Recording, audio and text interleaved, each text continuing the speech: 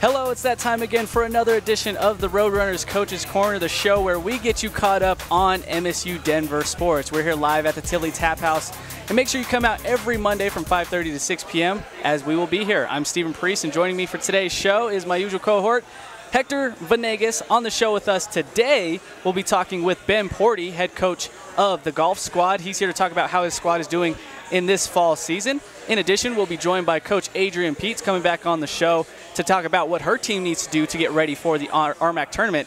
And joining us from women's soccer as well is Nana Gomez. She'll be with us to tell her how her first season has gone with the red and blue, as well as what the Roadrunners need to do in the RMAC. But before we get to all that, let's reflect on the weekend of fall sports. After a tough 2-1 loss to South Dakota Mines on Friday, the men's soccer team rebounded in a big way, pulling off the big upset over 9th-ranked Regis last Sunday.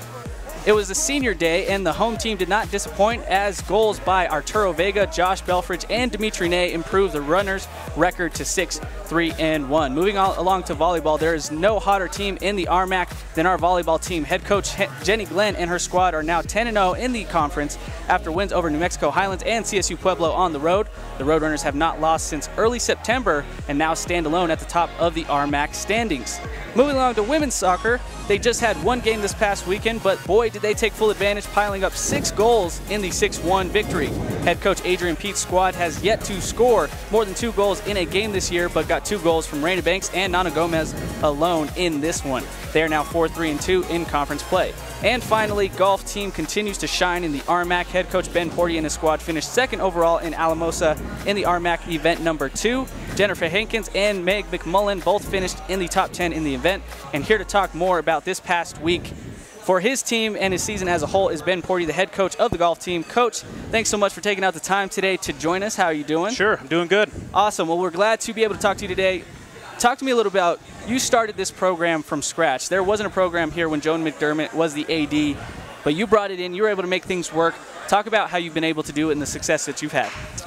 Well, it took a little bit of luck trying to get some girls to buy in. When you don't have a team or any past history, right, any teammates, you have to have a little luck in getting some good girls. First of all, to come to school here, to think about playing for the school, for the athletic department, for myself. We didn't have golf courses to play on or practice quite yet. They didn't really know what they were getting into, and quite frankly, neither did I when I was hired. So, but I looked at the athletic department overall and how great the success was with all the other sports. Right. I knew they supported athletics. There's plenty of schools that don't.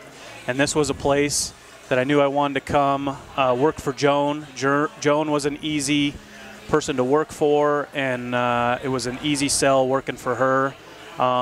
So having a little luck with such a great athletic department as well as some good girls to help start the program really helped. And I got a few transfers to come, and we happened to be fairly successful pretty quick within our 2nd year. Now, your conference season starts in the spring, but you're still doing some stuff right now. You're the reigning back-to-back RMAC champions. Talk about the tremendous start you guys have been able to go on and just how the program has been going so far with that. Yes, so in golf, we're a little bit different than most sports. So we have a fall season as well as a spring, and our fall counts just as much as the spring. So we play 5 tournaments in the fall. The girls take a little bit of break in the winter time. We have a little bit of time to catch up on our schoolwork. Right. They can do some individual work with myself. Once school starts in mid-January, we hop right back into our spring season, though, and we start practicing with our first spring tournament about the end of February. So our fall went fairly good. We played 5 tournaments, like I said, and we finished 2nd in 3 of them. And they're pretty big tournaments. They have anywhere from 13 to 20 teams or so. Wow. So we had a lot of good head-to-heads against some teams in our conference as well as regionally.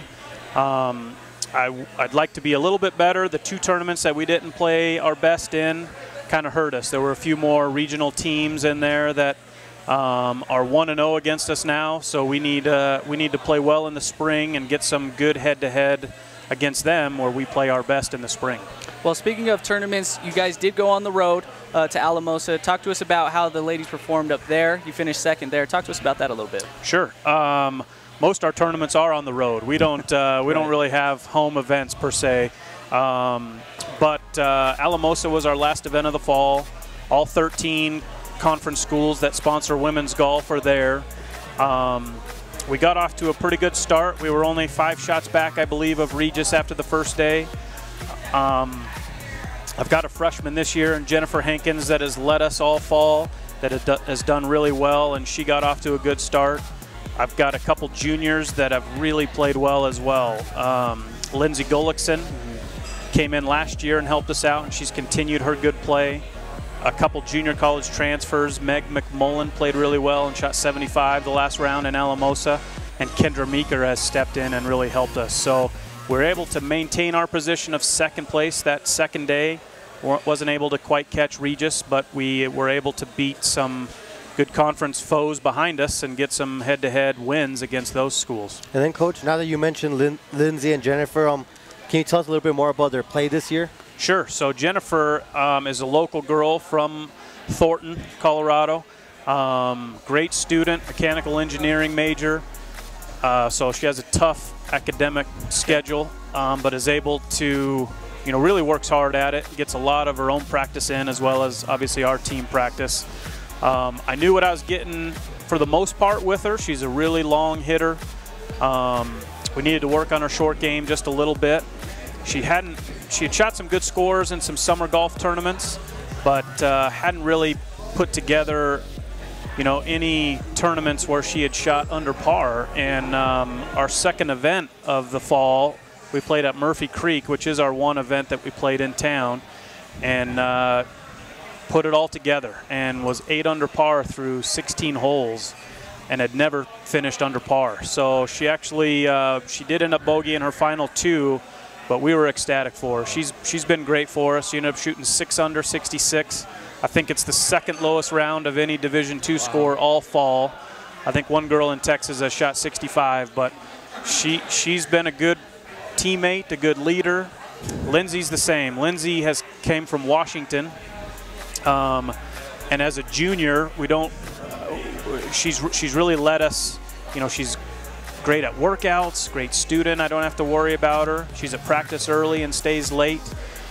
She had a few good tournaments early on for us. She's struggled a little bit lately, but that's kind of how golf goes. Sometimes it's a little up and a little down, and it's kind of streaky. Kind of comes and goes in streaks. And she played good the first round. She was sick though, and we're kind of battling through some sickness, but she'll be great for us in the spring. She'll be our leader in the spring.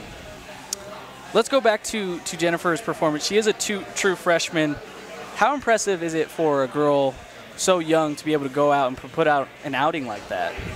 Very impressive, especially from a freshman. You don't really quite know what you're getting into. Right. This school thing is different, right? You come in and you're all of a sudden in some classes that are above what you've been in before. You don't know how the professors are going to treat you. You don't know how much homework you have, how many projects you have, what tests to study for. And we're on the road, it seems like, every Monday and Tuesday. So we're only in class Wednesday and Thursday. So she's a great student catching up, as well as, that can transition into poor play sometimes when you have a lot going on. We're working out in the mornings, and she's really done well in that transition and done great on the golf course. Now, talk about how difficult is it to, you said you don't really have home games or home tournaments, really. Talk about how difficult it might be to travel so often to other courses and stuff like that to play. Is there any difficulty that presents to you guys? Absolutely. So there's a learning curve in there. Right. You play basketball, there's home and away events, but the court's the same size. Right.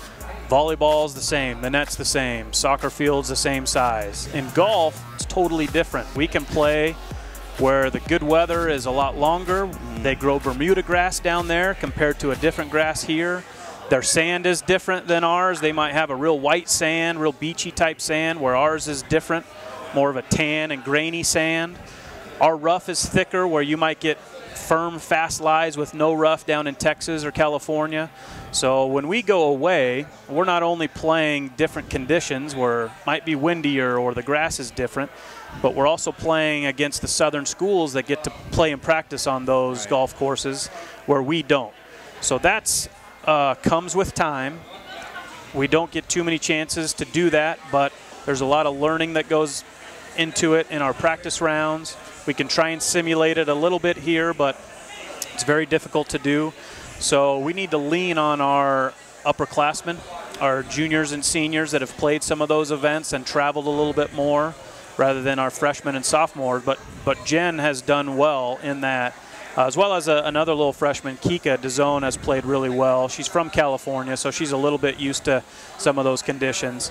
But there is a learning curve that takes place. Well, Coach, it sounds like you guys have adapted very well. Congrats on a great fall season, and best of luck in the spring. We'll be cheering you on. All right, thanks. Thanks for having me, Yeah, Coach. of course. Don't you go anywhere, as up next on the Roadrunners Coaches Corner, we'll be joined by head coach of your women's soccer team, Adrianne Pietz, and she'll tell us how the ladies are preparing for the RMAC tournament.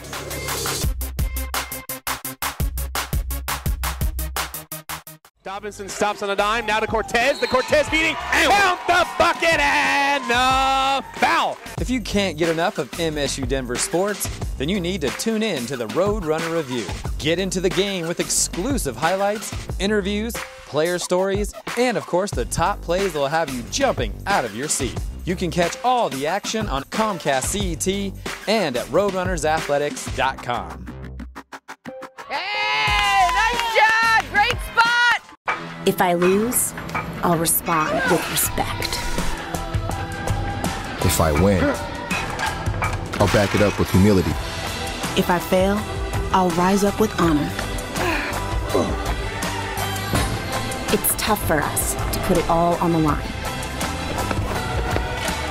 Don't undo my hard work with poor sportsmanship. Respect. It's the name of the game.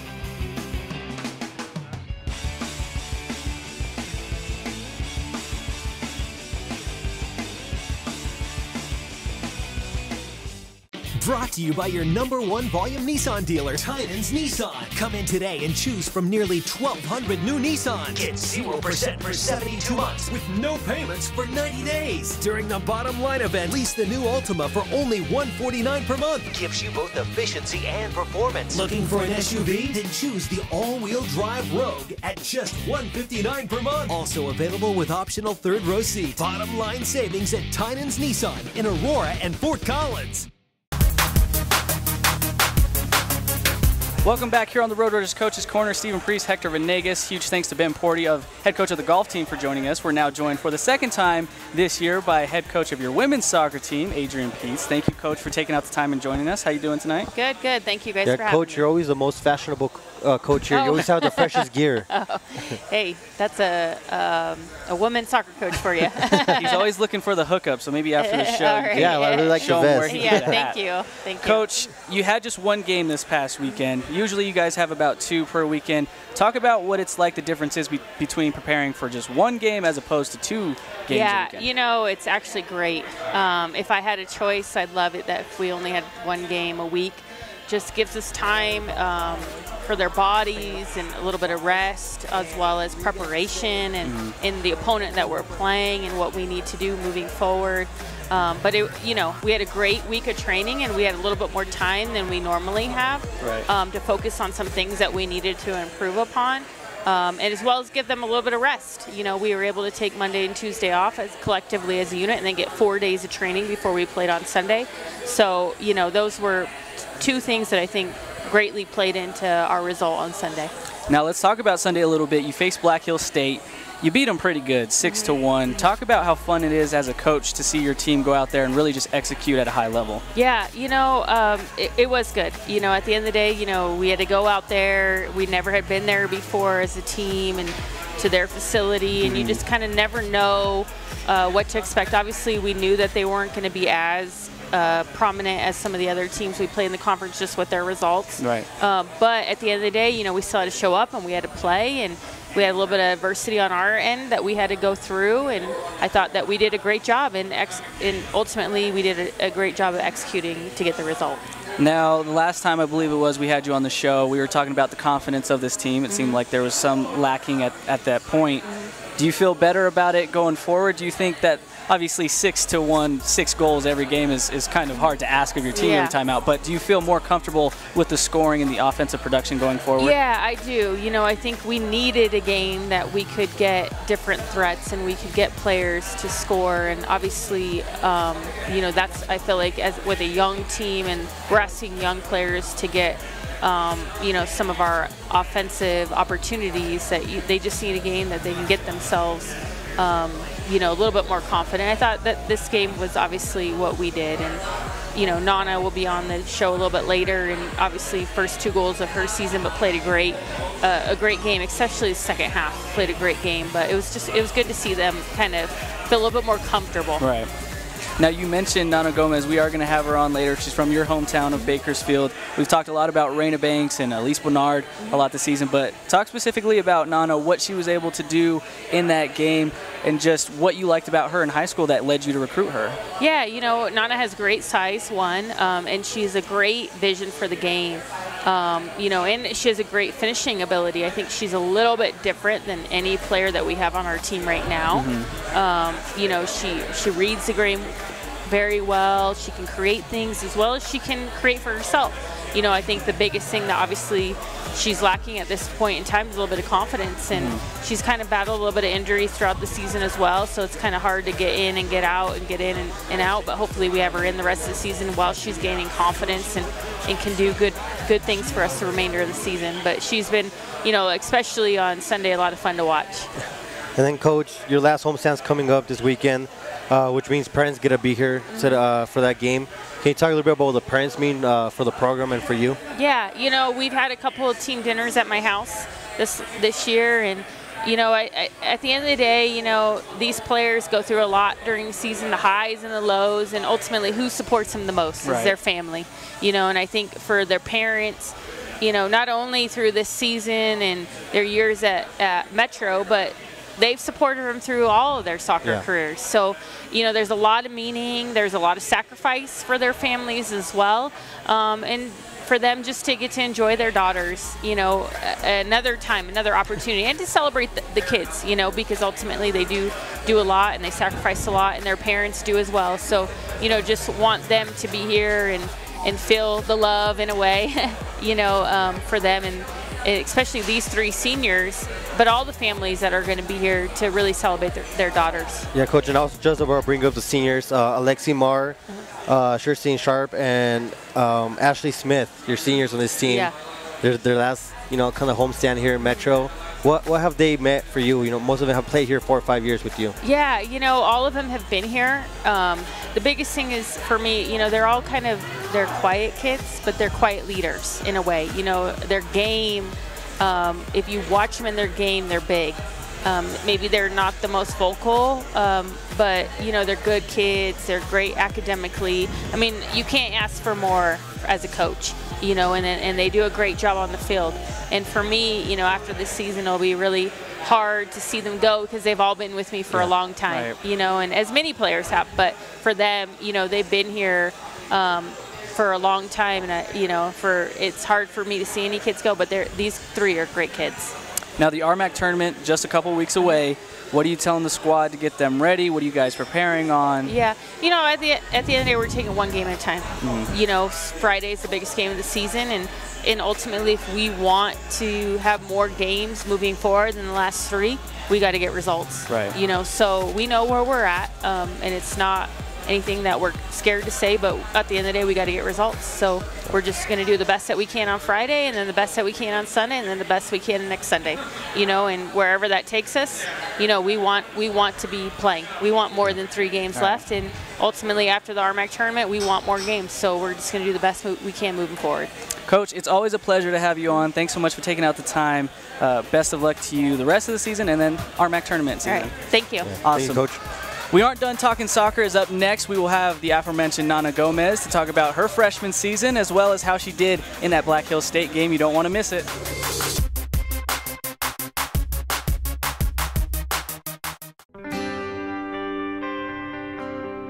The Rocky Mountain Athletic Conference is committed to sportsmanship. We take pride in the conduct of our student athletes and coaches. And ask that everyone, coaches, athletes, and spectators, treat opponents and officials with respect.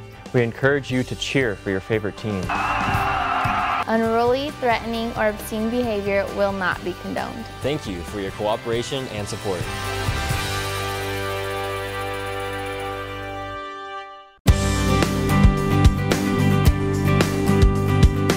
Hi, this is Wellington Webb, former mayor of Denver, Colorado from 1991 to 2003. I was so pleased to receive an honorary doctorate from Metro State University. It's been a great highlight of my life. And I also want to take this opportunity to say happy birthday to you on your 50th anniversary.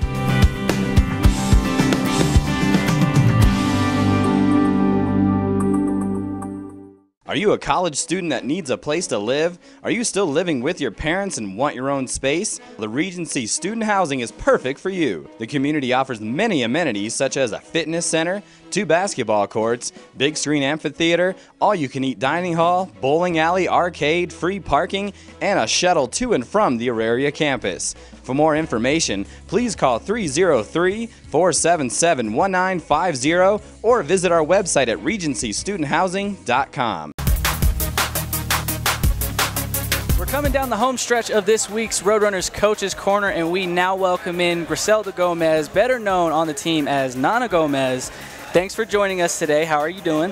Hi, thank you for having me. Of course, of course. Let's get things started off. Why Nana? What does that mean? Who gave you the nickname? I guess my little brother, he couldn't, when we were younger, he couldn't pronounce my middle name, which is Anaí, and so he would call me Nana. And ever since then, my dad started calling me Nana, then my mom started, so everyone just started calling me Just Nana. kind of stuck? Yeah. Now, you're a freshman here for the Roadrunners women's soccer team. Tell us how you ended up at MSU Denver, what kind of led you to come here, and just talk about how your time has been.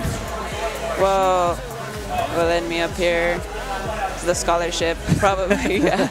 And, well, being up here, I really like it. I really like how the weather's a lot better than out there in Bakersfield. And really? I've never... Yeah, it's pretty hot out there. Okay. But I like it. I love the team. I love the coaches. Like, I like being out here playing soccer. Enjoying your time? Yeah. Now, you've played in 10 games so far this season. Tell us, what are some differences that you've noticed between high school soccer and the collegiate level? It's a lot faster, a lot more competitive. It's like, I feel we're dedicated a lot more, and it's just like, I don't know, it's more, how'd you say it? It's more of like an advanced type of game? Yeah, it's a lot faster. Now, that's what I can say. We talked to Coach Pietz before you, obviously. She told us that one of the reasons she really wanted to recruit you is for your vision, just how you're just a different player of the game, and she really loves your abilities. If you had to kind of describe your game to those that haven't seen you play, how would you describe it to those? I have no idea. Honestly, She said you have a knack for scoring, great vision of the field, stuff like that. Yeah, well, I don't know. I love playing good balls. And obviously, like, who doesn't love scoring? Right. Yeah, I don't know how to describe it, honestly. Let's talk about your game on Sunday. Your team scored a team-high 6 goals against Black Hills State. You were able to get your first 2 of the season. Talk about that moment for your team, just being able to get a win like that, and then you being able to get your first 2 goals. Well, it was fun playing that game. We were actually scoring, like, it was, everyone was like, okay, like, it's my turn to score, it's my turn to score. Right. And when I first scored my goal, I was just like, wow, this is how it feels to score a college goal. And it was a great feeling. It was a really fun game too, and we just all had fun. And then talking about your first 2 goals, how does that help you going forward in the season? It's probably made me like hungry for more, like just want to score more and more. more and more goals. Yeah, and then now the conference playoffs are right around the corner. What has Coach Pietz told you guys about the playoffs? Just gotta win. We gotta keep pushing forward, but also take it like day by day, game by game, and just play our game, and we should be good. And then, do you follow soccer, like international soccer or club soccer? And who are your teams, if you do? I don't really like follow it. International soccer, I'd have to go with like Mexico. That's the national team? Mexico, the national team for men's soccer. And, well, like when I watch it, probably the only time I actually watch it like or follow it is like when it's like the World Cup or Copa America or something like that. Well, I'm a big U.S. soccer fan, so we can disagree right there. But now, last two questions for me, Nana.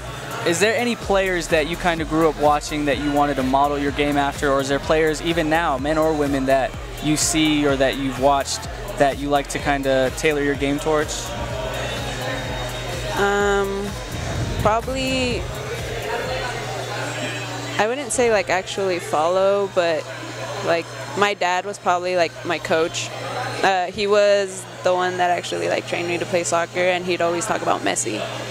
And so, I don't know, like he's always telling me like, oh, Messi would get up and practice like earlier and do all this stuff. So he's always like telling me like, you need to do this, you need to do that. And like, even though like I don't probably do it like all the time, my dad was always the one to like push me forward with soccer. And it was like, to him, Messi's the best like soccer player. So I would say Messi. Well, that's not a bad player to model your game after. If you had to choose again, one. we disagree because I'm a Ronaldo fan. No one has time. But I've never heard anybody say California weather is better than Colorado. Yeah, I've never heard that. Or that Colorado weather is better than California weather. Never That's the heard first time I've ever heard that. Last question for me. Oh, go on ahead. Oh, no, I was just going to say it's like, I'm from Bakersfield, so it's better than Bakersfield's weather. Right. Now, last question for me. Senior Day coming up for you guys this weekend. You've been around the team, not as long as most, but talk about some of the seniors and what they've meant to you and what you're going to miss about some of them. Oh, I know for sure I'm going to miss all of the seniors. They're great girls. They're real good. Like, I look up to them and their leadership, too. They're just amazing. Like, I wish I had more time to play with them. Awesome. Well, Nana, thank you so much for taking out the time to join us today. We really do appreciate. Congratulations again on scoring your first 2 goals Sunday, and best of luck to you and the squad going forward. Thank you. Thank you for having me. Awesome. So Nana's team is in action this weekend at home, so let's check out that upcoming schedule for the Roadrunners. Nana and Coach Pete's team will host 2 conference games this weekend. First, they'll welcome in UC Colorado Springs to the Regency Athletic Complex on Friday at 5 p.m. Then on Sunday, it's Senior Day, and the Roadrunners will take on Western State at noon. You can watch that game on Stretch TV. The men's soccer team, on the other hand, hits the road and head to Grand Junction to take on Colorado Mesa in a big-time game with a conference seeding at stake. Then on Sunday, it's a game against Westminster College in Salt Lake City, Utah. That game will get set to kick off at 1 p.m. After 2 weeks on the road, the Red Hot volleyball team is back at the Auraria Event Center this weekend. First, they take on 9-1 Colorado Mines on Friday at 7 p.m., and the winner of that match could end up taking the conference and hosting the RMAC tournament. Then on Saturday, the Cougars of Colorado Christian come downtown at 5 p.m. It's Dig Pink Night, where we bring awareness to breast cancer, so there will be ways you can donate to this cause, so come on out and support your Roadrunners. And finally, the cross-country team will compete in the RMAC Championships in Spearfish, South Dakota, where head coach Nick Moss and his squad hope to bring home some hardware. Well, that'll do it again for this edition of the Roadrunners Coaches Corner. For Coach Portie, Coach Pietz, and Nana Gomez, and Hector Venegas, Eric Lansing running camera for us, I'm Stephen Priest. We'll see you next time.